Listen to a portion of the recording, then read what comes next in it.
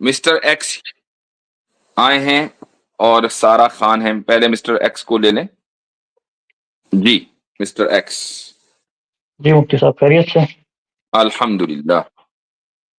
جی مفتی صاحب، جیسے اکثر بات ہوتی ہے کہ جو دنیا کے جتنے ممالک ہیں وہ اس بات پہ متفق ہیں کہ ان کے قانون اس بات پہ متفق ہیں کہ اس دنیا میں جو قانون لگے گا وہ ہارم پرنسپل کے بیس پہ لگے گا، کہ ایک دوسرے کو جو ہارم پہنچا رہا ہے وہ سب سے بڑا قانون ہے.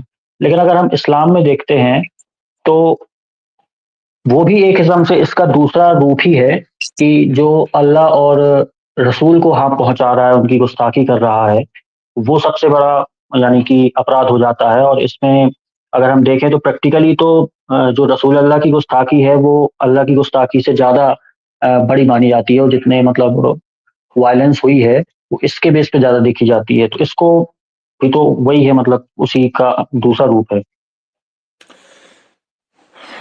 دیکھیں، سب سے پہلے بات تو یہ ہے کہ ہم ہارم پرنسپل کا انکار نہیں کرتے ہیں. ٹھیک ہے، قوانین بنتے ہی ہارم پرنسپل کی بنیاد پر ہیں، لیکن ایک بہت بڑا فرق ہے لبرل ہارم پرنسپل میں اور اسلامی ہارم پرنسپل میں. وہ فرق یہ ہے کہ لبرل ہارم پرنسپل یا سیکولر ریاستوں میں جو ہارم پرنسپل ہے اس میں ہارم کو ڈیفائن نہیں کیا گیا ہے. یہ تو کہا گیا کہ بھائی جو چیز بھی نقصان دہ ہوگی وہ غلط ہوگی اور اس کو قانونی طور پر ہم کنٹرول کریں گے، اور جو چیز نقصان دہ نہیں ہوگی، نفع بخش ہوگی، اس کو الاؤ کریں گے. لیکن نقصان دہ کیا چیز ہوگی اس کو ڈیفائن نہیں کیا جاتا، بلکہ اس کی ڈیفینیشن کو چھوڑ دیا جاتا ہے لیجسلیٹرز کی رائے کے اوپر، پرسنل آئیڈیالوجی اور ان کی اوپینین کے اوپر.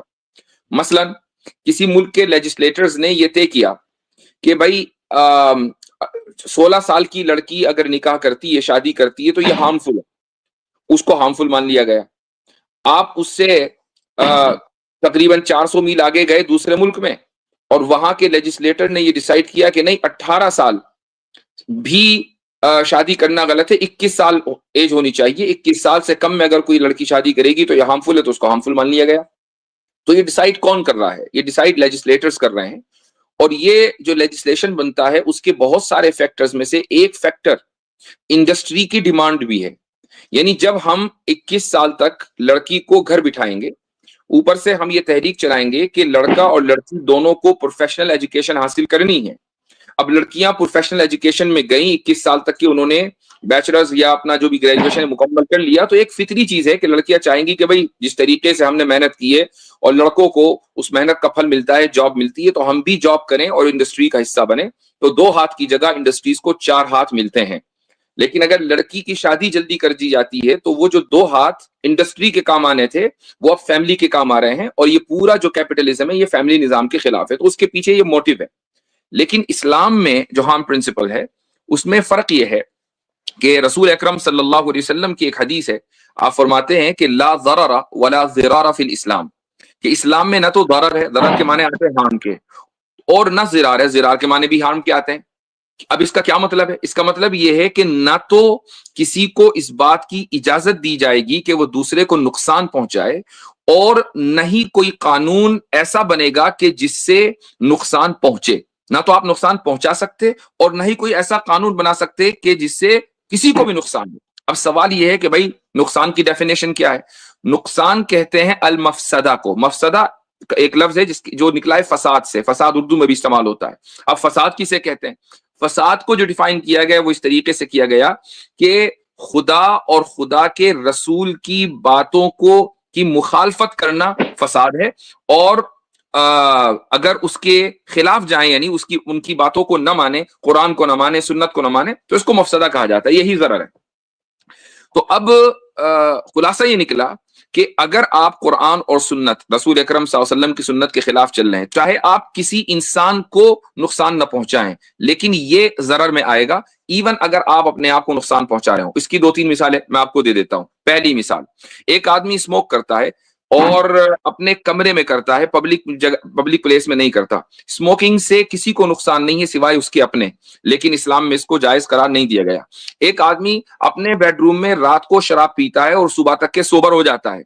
باہر جب نکلتا ہے تو وہ نشے میں نہیں ہوتا، لیکن اس کو حرام قرار دیا گیا چونکہ شراب پی کر اس نے اپنا نقصان کیا. اسی طریقے سے یہ تو چلے پھر بھی ایسی چیزیں ہیں کہ جس کا باڈی کے اوپر اثر پڑ رہا ہے. آپ کسی کی اس کے پیٹ پیچھے برائی نہیں کر سکتے. بھائی غیبت کرنا حرام کیوں ہے؟ اس میں کس کا نقصان ہے؟ کسی کا بھی نقصان نہیں ہے، لیکن اس کے باوجود اس کو حرام قرار دیا گیا. جھوٹ بولنا کہ جس سے کسی کا نقصان نہ ہو رہا ہو، محض آپ جھوٹ اس لیے بول رہے ہیں تاکہ سامنے والے کے چہرے پہ کوئی مسکراہٹ آ جائے، یہ بھی غلط ہے. کیوں؟ حالانکہ اس میں تو کسی کا نقصان نہیں، چونکہ آپ نے جھوٹ بولا اور جھوٹ بولنا غلط ہے. اس طرح کی دسیوں بیسیوں مثالیں ہیں کہ جن میں ضرر اور ہارم کا پہلو نہیں آتا اور اس کے باوجود اس کو حرام قرار دیا گیا ہے. اور جہاں آپ دوسرے کو اور اس کی زندگی کو متاثر کر رہے ہیں وہ تو حرام ہے ہی. اس کی بھی ایک مثال لے لیجئے. آپ نے کسی کے اوپر تہمت اور الزام لگایا، اس الزام لگانے کی وجہ سے اگلے بندے کا نہ تو کوئی جانی نقصان ہوتا نہ مالی نقصان ہوتا. آپ کسی بھی لبرل سیکولر ریاست میں چلے جائیں، اگلا بندہ جب اس کا جانی اور مالی نقصان نہیں ہے تو آپ کے اوپر ڈیفیمیشن کیس نہیں کر سکتا. لیکن اگر آپ ایک اسلامی ریاست میں رہتے ہیں تو اگر آپ نے کسی کے اوپر الزام لگایا اور اگلے کا نہ جانی نقصان ہوا نہ مالی نقصان ہوا، وہ تب بھی آپ کے اوپر ڈیفیمیشن کیس کر سکتا ہے، اور یہ تہمت اور الزام لگانا حرام ہے. تو یہ اتنی ساری مثالیں میں نے آپ کو دے دی ہیں.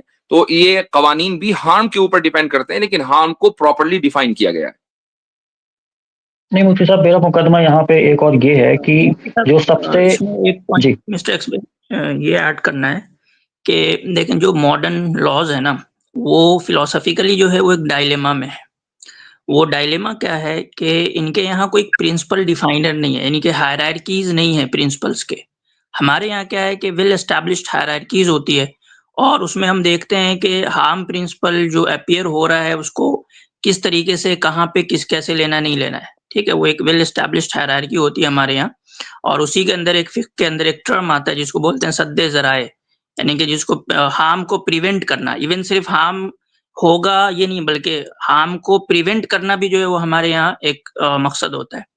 لیکن مسئلہ یہ ہے کہ اب جس مثال کے طور پہ دیکھیں، جو بھی لبرل سیکولر اسٹیٹ ہے دنیا میں جتنی کی جتنی، وہ ایک ڈائلیما میں ہوتی ہے. اس کو یوٹیلیٹیرینزم میں جانا ہے یا اس کو لبرٹیرینزم میں جانا ہے. یعنی کہ وہ فریڈم کو اوپر رکھے گا یا وہ ہارم پرنسپل کو اوپر رکھے گا. اس ڈائلیما سے آج تک کوئی بھی لبرل سیکولر جو ریاست ہے وہ نکل نہیں پائی ہے. اسی وجہ سے دیکھیں گے کلیش رہتا ہے، یعنی کہ ان دونوں چیزوں کا نا، یعنی کہ فریڈم کا اور ہارم کا. یہ تمام کے تمام لاز میں آپ کو ایک کلیش دکھے گا، اور جس کی وجہ سے بہت سارے فیصلے اور بہت سارے لاز کے اندر انکنسسٹنسی پیدا ہوتی ہے ماڈرن سیکولر ریاست کے اندر. جی، جیسے اس میں اسلام میں ظاہر سی بات ہے کہ سب سے اوپر مقام اللہ کا ہے اور پھر پیغمبر صاحب کا ہے. لیکن یہ دونوں چیزیں اگر ہم آج کی ڈیٹ پہ دیکھیں گے تو ہمارے لیے یا مطلب ایبسٹریکٹ ہے، کانکریٹ نہیں ہے. پھر بھی ہم ان کو دیکھتے ہیں کہ ان کا مقام سب سے اوپر ہے، ماتا پتا سے اوپر بھی رکھا گیا ہے، جبکہ ماتا پتا ایک کانکریٹ میں آتے ہیں. اور ہم یہ دیکھیں کہ اگر اللہ کی عدالت میں ہیں تو سب سے بڑا گناہ شرک کو رکھا گیا ہے. کہ بھلے ہی اس دنیا میں کوئی نان مسلم ہے، جیسے میں ایگزامپل لے لوں، بھارت میں دیا بھی جاتا ہے کہ رویش کمار کا ایگزامپل کہ اس وہ میں ایک فرق اور مسٹر ایکس یہ رکھنا چاہیے کہ گناہ اور جرم میں فرق ہے. جی جی ٹھیک ہے، تو شرک سب سے بڑا گناہ ہے، لیکن وہ ریاست کے جرم ہے. خلاف یا ریاست کے خلاف سب سے بڑا جرم نہیں ہے. قرآن نے اس کے جی جی لیے یہاں جریمہ کا لفظ استعمال نہیں کیا. یہی وجہ ہے کہ شرک کا فیصلہ اللہ کی عدالت میں ہوگا، انسان کی عدالت میں شرک کا فیصلہ نہیں ہوتا. وہی اچھا، میں نے دوسری کہا کہ اللہ کی عدالت میں. اور ایک پوائنٹ یہ بھی سن لیجئے کہ اگر اسلامی ریاست میں کچھ مشرکین ٹیکس یا جزیہ دے کر رہنا چاہتے ہیں اور وہاں رہ کر بھی وہ اپنے ٹیمپل میں شرک کرتے ہیں تو اسلامی ریاست میں وہ رہ سکتے ہیں. بھائی کیا ریپس رہ سکتا ہے ٹیکس دے کر؟ نہیں رہ سکتا. یا کوئی مجرم رہ سکتا ہے ٹیکس دے کر؟ نہیں رہ سکتا. لیکن مشرک رہ سکتا ہے. اس کا مطلب کیا ہوا کہ گناہ اور جرم میں فرق ہے. جی یہ تو مجھے پتا ہے، لیکن میں قیامت کے دن کی بات کر رہا ہوں جہاں پہ اگر کوئی جیسے رویش کمار جیسا انسان آتا ہے جس نے مان لیجیے اسلام کے موسٹ آف دا جو سبھی فالو کرتے ہیں کہ سچ بولنا اور حق کی بات کرنا، یہ باتیں کی ہیں اور باقی چیزیں کی ہیں، بس 2-3 چیزیں نہیں مانی جو بیس ہے اسلام کی. اس بیس پہ بھی کیا اللہ کو تھوڑا سا مطلب کہا جاتا ہے کہ 70 ماہ سے زیادہ پیار کرتا ہے، تو لارج ہارٹیڈنس نہیں دکھانی چاہیے کہ ایسے انسانوں کو تو ہم ایسے انسانوں اس سے کا الگ رکھیں. جواب میں نے کئی مرتبہ دیا. کسی کا نام لینا بیکار ہے، اس سے خامخواہ کی اننیسیسری کانٹروورسی ہوتی ہے کہ ہم کسی پرٹیکولر بندے کے بارے میں بات کر رہے ہیں. ہم ایک جنرل بات کر رہے ہیں. یعنی ایک آدمی ہے، میں نے اس سے پہلے بھی کہی، ایک آدمی ہے جس نے بہت سے ہاسپٹلز بنائے ہیں، بہت ساری جانوں کو بچایا ہے، اور بہت زیادہ اس کے اندر ہیومینٹی اور سمپتھی ہے. لیکن بس اس کے اندر ایک کمی ہے، اس نے 100-150 قتل بھی کر رکھے ہیں.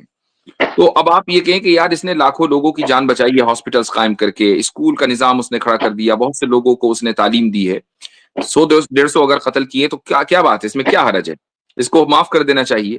میں کہتا ہوں ایک قتل بھی اس نے کیا تو کیا اس بنیاد پر اس کا یہ قتل جسٹیفائی ہوگا؟ آپ یہ کہہ سکتے ہیں کہ نہیں یہ معاف ہے. ایسے شخص کو بھی ایک خون, 7 خون تو چھوڑ دیجیے, ایک خون بھی معاف نہیں ہے. ہر جرم کی اپنی الگ سزا ہے, اس کا جو اپنا بیہیویئر ہے یہ تو ہو سکتا ہے کہ اس سے آپ سزا کو کم یا زیادہ کر دیں اپنے ذاتی اور پرسنل بیہیویئر کی وجہ سے, لیکن یہ نہیں ہوگا کہ سزا ہی معاف. اور اگر کسی قانون میں سزا معاف ہو جاتی ہے ان وجہ سے تو وہ قانون بیکار ہے.